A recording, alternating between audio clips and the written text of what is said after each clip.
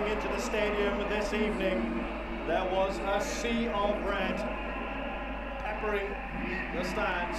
Fantastic atmosphere as we look at the lineups here for Vietnam, and they make a number of changes, 5 to be exact, from the team that thrashed Cambodia in the last group game. In comes the goalkeeper Tran Win Man. Win Van Tuan, the forward, is also in the squad, in the team today. Win Tuan An, Win Tan Chung, and Vu Van Tan. And they're going with their usual 3-4-3 that has served them so well since Park Hang-seo has taken charge. The players that make way: Bui Tan Trung, the goalkeeper; Ho Tan Tai, the defender; Thong Van Duc, perhaps a bit of a surprise; Win Tian Lin, of course, scored a couple of goals in that last match, but he gets dropped to the bench. No place there for Bui Tian Duc.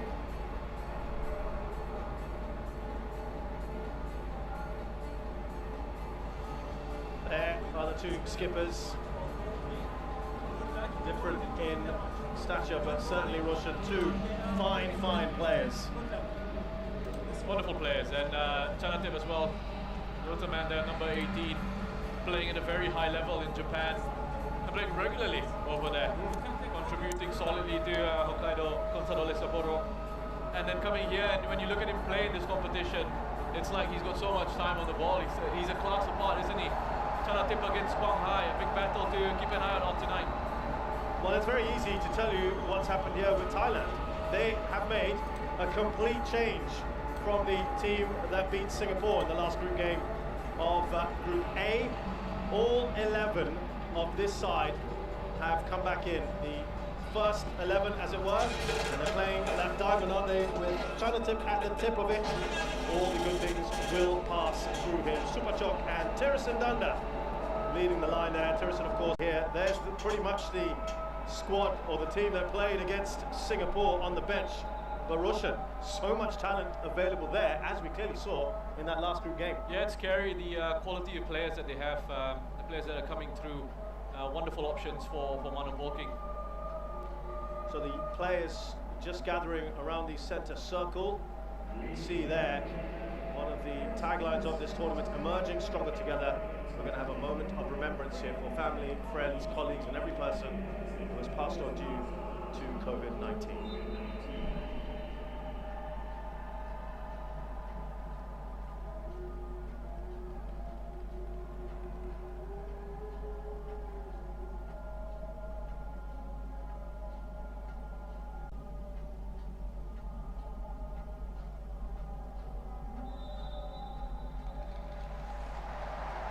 This tournament was postponed twice because of COVID-19, and they, in the end, the organisers had to settle for a centralised venue here in Singapore. Saud Al Adba of Qatar is in charge of this one. Could be a feisty affair, Russian. These two have got a lot of history, haven't they? And there's a lot at stake, though this is the first leg of two. Yeah, they've forgotten who's supposed to be kicking off. There's a bit of discussion there. I think they've had a bit of confusion over the coin toss, and it's finally been decided that Vietnam have won that coin toss. Park Hang-seo, what a job he's done with this international side.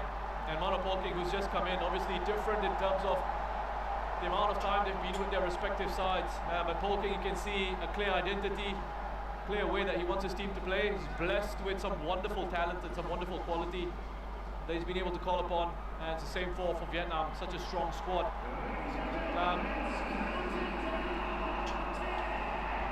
10 seconds away from kickoff, and I just wanted to, you mentioned this competition has been postponed twice, and I just got a few goosebumps there, because you're thinking about the people who we sometimes get lost.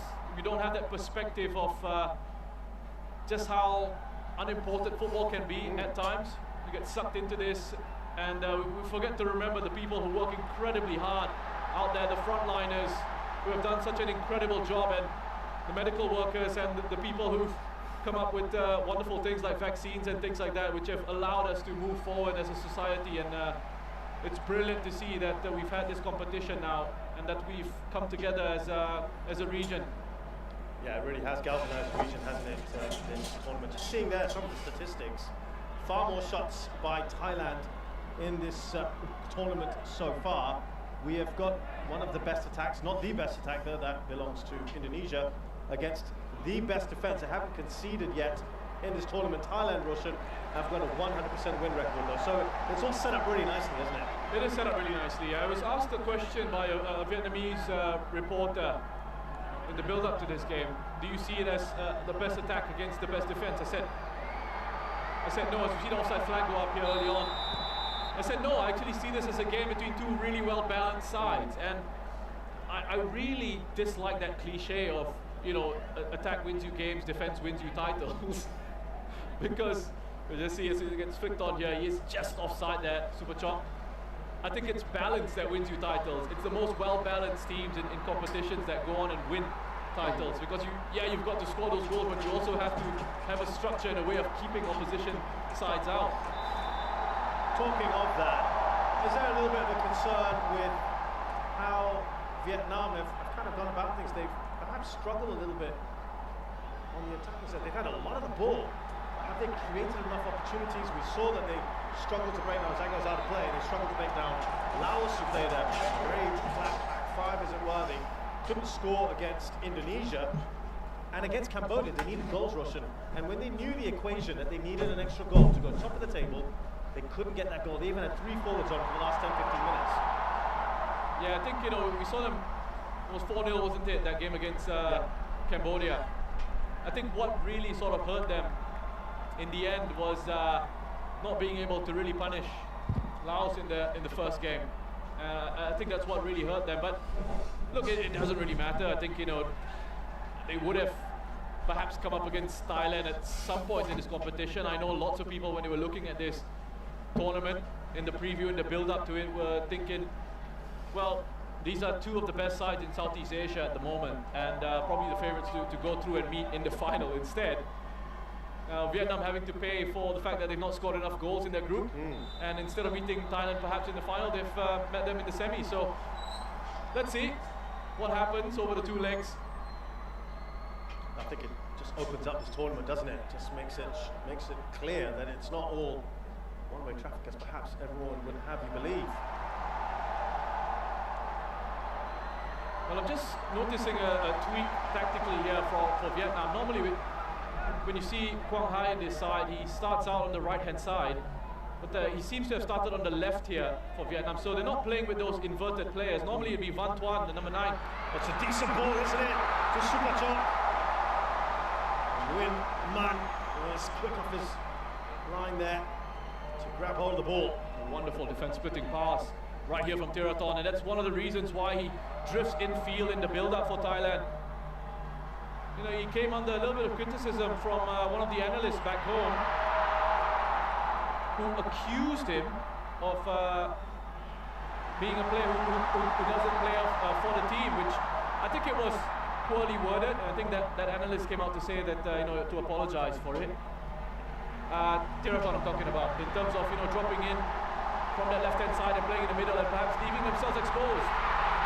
Straight Chap-Chai from Nguyen Quang Hai, as you said, playing on that left-hand side for now. Heavy collision here between Thirasin and Tuan An. I have to say that that match yesterday between Singapore and Indonesia was punctuated by a number of challenges. Some of them might have been a bit lucky to escape a red here. Nothing really of the sort in this instance, Roshan. Yeah, I don't think there was anything wrong with this. I think both players going up to challenge for their ball. Oh, that's a yellow card. Oh, it's just early on from the referee. I'm not sure he deserved the yellow there, Tuan An. Bit unfortunate. I think both Thirasin and Tuan An were going with their boots raised in that situation. A bit surprised by that, but he just got on with it. Here's Super Chok. Listen to that noise in the crowd. Going by Nokai.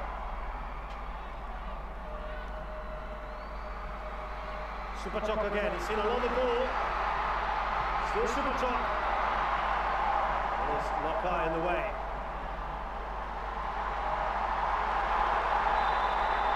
Tuan having a go, saying that was a foul by Pitiwat, and of course Polking disagrees. Well, there was something going on off the ball as well between Kong Fung and Kritsada as well. Let's have a look at this. You know, Tuan looks to try and turn and sprint away. It's a bit of a cynical challenge from Pitiwat. He knows exactly what he's doing. There was an opportunity for Vietnam to break forward. And I mean, look, if he's saying he got the ball, but it's a challenge from behind, it's a late one as well. And if the ref booked Tuan An very early on, surprised Pitiwat actually got away with that then. Kritsada away by Tiraton.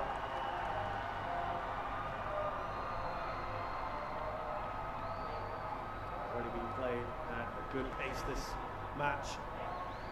Nokai.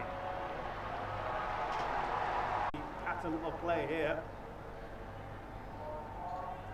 Superchok is down. And he's looked very lively early on, Superchok. And again, it's just a coming together. Nokai, you know, if you've been watching Southeast Asian football for a while, you know all about Nokai and how he loves to be very strong in his challenges. He's uncompromising. But you know, with Thailand under Alexander Polking, they love to go out and attack the opposition. They wanted to really stamp their authority. So you know what you're going to get from them. And for Vietnam, from their perspective, it almost kind of suits them in the sense, because they'll be quite happy to sit back and invite the pressure a little bit. And then we know they have the pace going forward to hit Thailand on the counters. Well, Polking had said, of course we're going to attack. And he was asked that question, no reason for me to change my philosophy. He said he knew that Vietnam was strong in the transitions phase and they're going to try and defend well, but he was very conscious of the fact they have yet to concede. And he also pointed out that Vietnam have scored in every group stage game so far, which is something that Vietnam cannot boast. So he said, stay calm, be aware of counterattacks.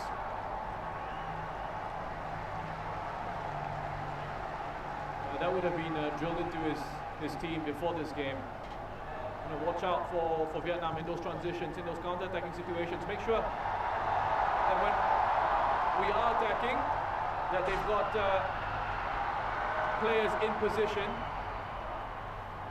Away by Tiraton to Superchok, who was fouled. Arms in the air from Polking. They want, even in possession of the ball, they want players in position defensively. In case they do lose it, then Vietnam are looking for that quick counter-attack. So Iman all over the back of Superchok.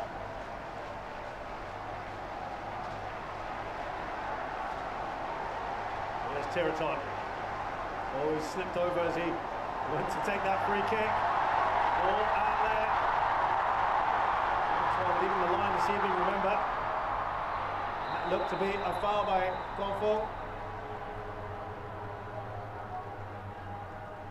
Preferred today ahead of Tianlin. What did you make of that, Russian? Because Tianlin's not really nailed down a starting place, is he, in this tournament? You see Tiraton getting to the ball ahead of Kong Fung. I think generally Kong Fung tends to start a few more matches than Tianlin. They're two quite different players. I think Tianlin's a little bit more direct, pacier than Kong Fung. Kong Fung's very intelligent sort of player who can drop off a little bit as well, and link up with his midfielders if he needs to.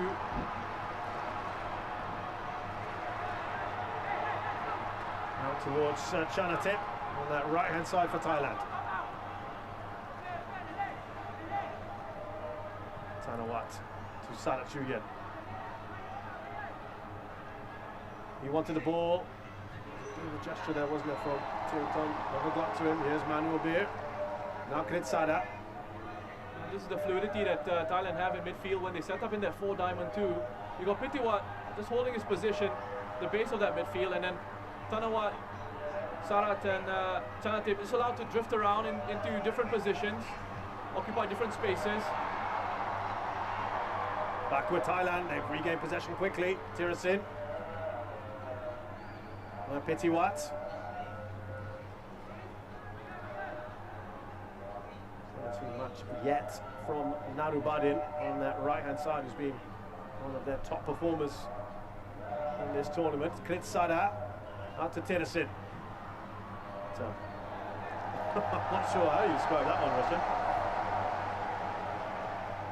Yeah, it's going to be down to Narabadin to control things down that right-hand side, pretty much all on his own. His responsibility is to be that right back and the right winger at the same time. In the possession phase, he's got to get himself advanced, hugging the touchline, because they don't have a natural right winger, and this is in the system that they play. They don't have a natural left winger as well. So Tiraton on the left-hand side, Narabadin on the right-hand side, but Tiraton's role is quite different to Narabadin's. Just see Saras taking out Tuan An. Quite physical contest, especially in these midfield positions. Few strong challenges coming in early on. Narabadin 3 assists already in this tournament. 4 of the 10 goals have come from their fullbacks. From those areas anyway, in terms of leading up to goals, assists. They're very good with the width. A free kick here. Just looking to protect the ball, looking to shield it. The moment he feels a bit of contact from Narabadin behind him, he feels that contact goes down. The referee's going to give a free kick in those situations. Just perhaps got sucked into it a little bit, Narabadin.